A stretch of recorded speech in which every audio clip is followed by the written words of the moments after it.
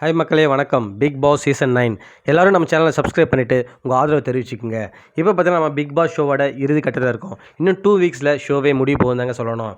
அதில் வந்து பார்த்தீங்கன்னா அடுத்த வார கேப்டன்சி டாஸ் தான் last captaincy toss. So last வீக்கில் வந்து யாருமே கேப்டன்சியாக இருக்க போகிறதில்ல. ஸோ அடுத்த வாரம் யார் கேப்டன்சி ஆகிறாங்களோ அவங்களுக்கு உண்மையாக லக்குன்னு தாங்க சொல்லணும். ஏன்னு பார்த்தீங்கன்னா நாமினேஷனில் வர போகிறதில்ல. ஸோ அவங்க வந்து லாஸ்ட் வீக் வரைக்கும் பிக் பாஸ் ஹவுஸ்குள்ளே இருக்க போகிறாங்க. நம்ம கிடைச்ச தகவல் எப்படி பார்த்தோன்னா மிட் வீக்கில் ஒரு எவிக்ஷன் இருக்குது. ஸோ அந்த எவிக்ஷனில் மேக்ஸிமம் சான்ஸ் பார்த்தீங்கன்னா சுபிக்ஷாக்கு தான் வெளில போகிறதுக்கு வாய்ப்பு இருக்குது. ஏன்னு பார்த்தீங்கன்னா அவங்க தான் வந்து கடைசி 2 வாரமாக லீஸ்ட் ஓட்டில் இருந்தாங்க. பட் இந்த வாரமே அவங்க தான் லீஸ்ட்டில் இருந்தாங்க. பட் என்ன ரீசன் தெரில, கனியை வந்து அனுப்பிட்டாங்க.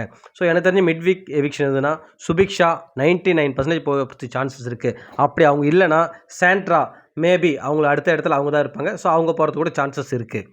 சப்போஸ் சுபிக்ஷா கேப்டன்சியில் வின் பண்ணலை, இன்னொன்று பார்த்தீங்கன்னா டிக்கெட் டு ஃபினாலே, ஸோ அந்த ரவுண்ட்லேயே வின் பண்ணலை அடுத்த வாரம்னா கண்டிப்பாக அவங்க அடுத்த வாரம் எலிமினேட் ஆகிறது 100%. வீக்கெண்டில் பார்த்தீங்கன்னா இன்னொரு எவிக்ஷன் கண்டிப்பாக இருக்கும். ஸோ அடுத்த வாரம் 2 எவிக்ஷன் இருக்குது. பார்த்தீங்கன்னா பணப்பெட்டி மணி பாக்ஸ்னு சொல்லுவாங்க இல்லைங்களா, ஸோ அதுதான். ஸோ அது பார்த்தீங்கன்னா ஒரு 2 ஹவுஸ்மேட்ஸ் வந்து பிளான் பண்ணிகிட்ருக்காங்க. எப்படி சொல்கிறேன்னு பார்த்தீங்கன்னா அவங்க வீட்டாருக்கு வரும்போது கோட் வேர்டு யூஸ் பண்ணாங்க. அதில் ஃபஸ்ட் ஆள் யாருன்னு பார்த்தீங்கன்னா சாண்ட்ரா.